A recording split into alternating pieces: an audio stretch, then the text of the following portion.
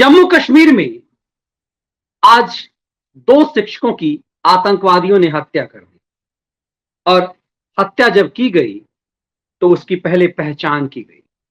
Principal की पहचान कर ली गई और उसके बाद सुखविंदर कौर जो प्रिंसिपल हैं उनकी पहचान कर ली गई और दूसरे शिक्षक दीपक की पहचान कर ली गई। और दोनों की पहचान करने के बाद स्कूल के बाकी मुस्लिम शिक्षकों को घर भेज दिया गया और आतंकवादियों ने गोली मारकर उसकी हत्या कर दी। इस हत्या के बाद फिर एक बार उनके लिए भी चिंता का सबब बना जो शाहीन साजिश में लंगर लगा रहे थे, खालिस्तान आंदोलन के नाम पर एका बना रहे थे। वो गुरु गोविंद सिंह के पुत्र उसके साथ एका बना रहे थे जो पाकिस्तान से भगाए गए और अभी अभी अफगानिस्तान से भगाए गए मजहबी पहचान के कारण। तो कश्मीर में भी उसी मजहबी पहचान के कारण एक सिख हिंदुओं की हत्या की गई। उसके बाद राजनीतिक सरगर्मी तेज हो गई तो वाम लिबरल गैंग के लोगों ने इस पे बवाल मचाना शुरू किया और 370 पर सवाल करने शुरू किए कि 370 हटाए गए। 370 धारा हटाया गया इसीलिए ये सब चीजें हो रही है। और इसमें राहुल गांधी भी कूद गए। राहुल गांधी भी कहा कि 370 का क्या फर्क पड़ा, क्या फर्क पड़ गया नोटबंदी का। इस आतंकवादी गतिविधि पर राहुल गांधी चुप रहे। लखीमपुर खीरी में दुकान सजाने वाले राहुल गांधी चुप है, आम आदमी पार्टी चुप है और हर किसी की चुप्पी इसलिए है कि वहां पर एक मुश्त वोट कहीं ना कहीं प्रभावित ना हो जाए, कश्मीर नहीं कश्मीर के बाहर का। तो एक एक चीज को आपको समझने की जरूरत है कि ऐसा क्या है कि जब कश्मीर में पहचान की गई, जब ये कहते हैं जब कश्मीर में आतंकवादी गतिविधि का मामला होता है तो कहते हैं आतंकवाद का कोई मजहब नहीं होता। तो फिर मजहब की पहचान करके इन आतंकवादियों ने हत्या कैसे की? जरा आप इन तस्वीरों को देखिए। ये इन दोनों की का पहले आधार कार्ड, इलेक्शन कमीशन का कार्ड, परिचय पत्र देखा गया इनसे। सुखविंदर कौर प्रिंसिपल हैं और दीपक उसी स्कूल में शिक्षक थे।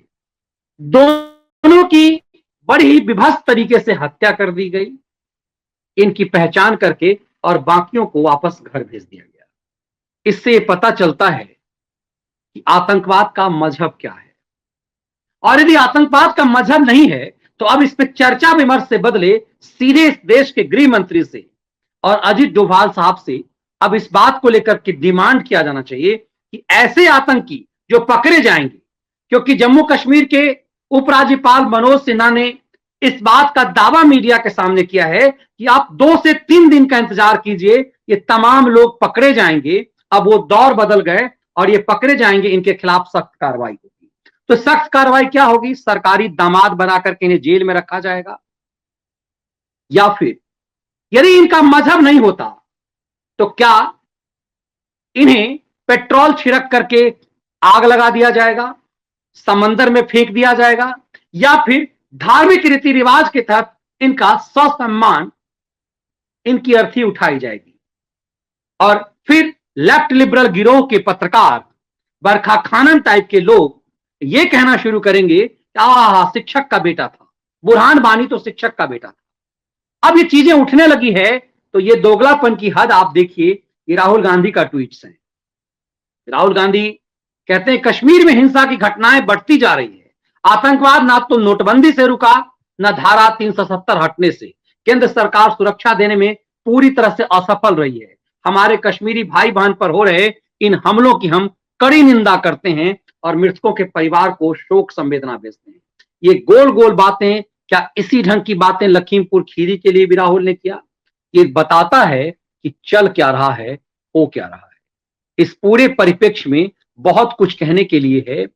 तब सवाल यह फिर उठता है कि क्या अजीत डोभाल यदि कश्मीर जाएंगे, जिसके बारे में कहा जा रहा है कि अजीत डोभाल जाएंगे 370 के बाद, हटने के बाद, ये लगातार जिस ढंग से आतंकी गतिविधियां हो रही है उसके कारण भारत सरकार सवालों के घेरे में आ गई है कि क्यों इस तरह की गति, जब इतनी सुरक्षा है आखिरकार ऐसे कुछ क्यों हो रहा है और वादी में किसके संरक्षण में आतंकवाद चल रहा है।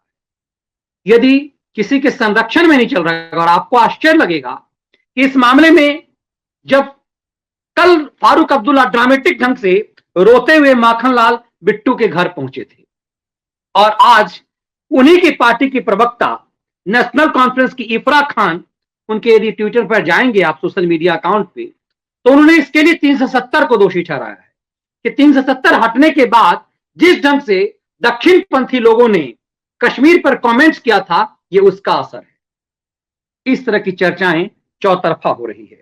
तो सवाल यह है, दरअसल अमन चोपड़ा ने एक ट्वीट किया तो न सिर्फ इफरा खानम जो नेशनल कॉन्फ्रेंस की प्रवक्ता हैं, नेशनल हेराल्ड जो राहुल गांधी ने जिसको गवर्न कर लिया, जिसपे बेल्च माँ बेटा बेल्च पर चल रहे हैं, अमन चोपड़ा जो एक टीवी पत्रकार हैं, उसने जब ये कहा कि कश्मीर में हिंदू सिखों को चुन चुनकर इस्लामी आतंकवादियों ने मारा है, तो उसको रिट्वीट करके नेशनल हेराल्ड की संपादक ने यह कहा कि ये सब चीजें इसलिए हो रही है क्योंकि 370 हट रहा है। पूरी जेएनयू गैंग, कविता कृष्णन से लेकर के पूरा लेफ्ट लिबरल गिरोह इस मामले पर चुप्पी लगा करके इसके लिए 370 हटाने की बात कह दी है, इसको जस्टिफाई करना शुरू कर। लेकिन सबसे अलग हट करके परेशानी महबूबा मुफ्ती की दिखी। महबूबा मुफ्ती ने ट्वीट किया है और महबूबा मुफ्ती ने कहा है कि हम हत्या की कड़ी निंदा करते हैं, लेकिन इस हादसे के बाद हमें भय है कि सरकार सख्ती दिखाना शुरू कर देगी। अब देखिए महबूबा मुफ्ती की चालाकी, धूर्तता और बेईमानी। पूर्व चीफ मिनिस्टर महबूबा मुफ्ती ने, जिसकी बहन रूबिया मुफ्ती सईद का अपहरण हुआ था जब उसका बाप देश का गृह मंत्री था, इस देश में पहली एक सेकुलर, एक शांतिप्रिय समुदाय का कोई गृह मंत्री बना, तो बेटी का अपहरण हुआ और उसके बाद आतंकी छोड़े गए थे। इसी महबूबा मुफ्ती की बहन रूबिया को लेकर के अब महबूबा मुफ्ती को यह पता चल गया है कि इस आतंकी गतिविधि के बाद केंद्र में कोई मनमोहनी सरकार नहीं है। महबूबा मुफ्ती के इस ट्वीट से यह संकेत दिख रहा है कि दरअसल उन्हें बेहतर पता है कि अब शाह और डोभाल की जोड़ी क्या करने वाली है। महबूबा मुफ्ती ने ट्वीट करके कहा है कि हम इस हत्या की निंदा करते हैं, हम थक गए हैं, निंदा करते नहीं, हम निंदा करते करते थक गए हैं। इस हादसे के बाद सख्ती का बहाना मिल जाएगा सरकार। इसका मतलब है कि महबूबा मुफ्ती को बेहतर तरीके से पता चल गया है कि क्या कुछ होने वाला है। लेकिन सवाल इस बात का है, सख्ती होगी, आतंकी गिरफ्तार किए जाएंगे, एनकाउंटर होगा, वो मारे जाएंगे, लेकिन इससे अलग हट करके क्या अब ये सरकार से डिमांड नहीं किया जाना चाहिए कि यदि ये खैरातियों का गैंग, ये लेफ्ट लिबरल गिरोह ये कहता है कि आतंकवाद का कोई मजहब नहीं होता, इसका मतलब है कि सुखविंदर कौर, माखनलाल बिट्टू, इन सबको की धार्मिक पहचान करके हत्या करने वाला धर्मांध आतंकी, यदि उसका कोई मजहब नहीं है तो उसे किस ढंग से उसका अंतिम संस्कार होना चाहिए? क्या उसे मार करके गिद्धों के लिए छोड़ देना चाहिए? बहुत सारे देश ये करते हैं। अमेरिका ने ओसामा बिन लादेन का अंतिम, वो कहां उसकी बॉडी को फेंका किसी को नहीं पता चला। इतना ही नहीं, इराक के पूर्व राष्ट्रपति को फांसी देने के बाद उसके बॉडी के साथ क्या हुआ कुछ नहीं पता चला। भारत सरकार को अब अमित शाह की टीम को क्या इस मामले में गंभीरता से लेना चाहिए? ये अहम चीज है और मुझे लगता है कि आप हम सबको इस पर एक बहस छेड़ देनी चाहिए कि आतंकवाद का कोई यदि मजहब नहीं होता तो इस कट्टर तब उसके बाद बिलबिला करके खुद आएंगे और बताना शुरू करेंगे कि क्यों हमारे साथ ऐसा कुछ हो रहा है। क्यों? इसलिए कि कश्मीर के इस आतंकवाद पर चुप्पी लगाने वाला वो पूरा गैंग, वो पूरा बॉलीवुड का डी गैंग, वो पूरा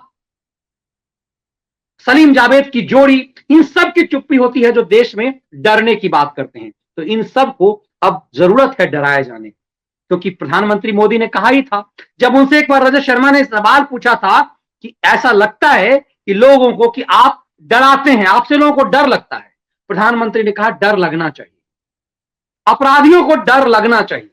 तो ऐसी सोच वालों को डर लगना चाहिए कि ऐसे इनकी मजहबी पहचान, यदि ये आतंकवाद का कोई मजहब नहीं होता, अपने मामले में जब ये कहते हैं ये, तो फिर जब उसका कोई मजहब नहीं होता तो उसके खात्मे के बाद उसके बॉडी के साथ वही किया जाना चाहिए जो बिना मजहब वाले लोगों के साथ किया जाता है।